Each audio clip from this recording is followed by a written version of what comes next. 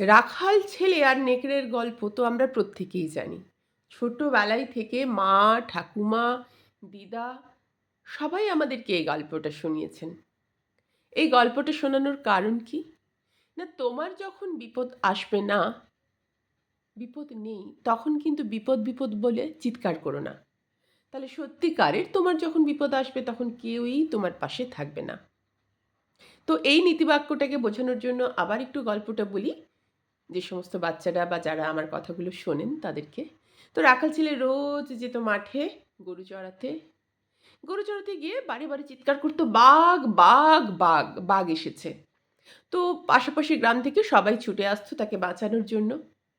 প্রত্যেকবারই এসে দেখতো রাখাল ছেলে গাছের ডালে বসে হাসছে। তারা আবার ফিরে যেত। এরকম কয়েকবার হওয়ার পরে যখন সত্যি সত্যি একদিন বাঘ এলো, রাখাল ছেলে চিৎকার করলো, বাঘ বাঘ বাঁচাও আমায়।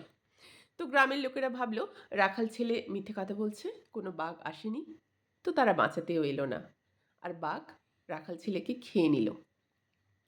এর থেকে এই নীতি বাক্য, যে শুধু শুধু মানুষকে হায়রান করো না।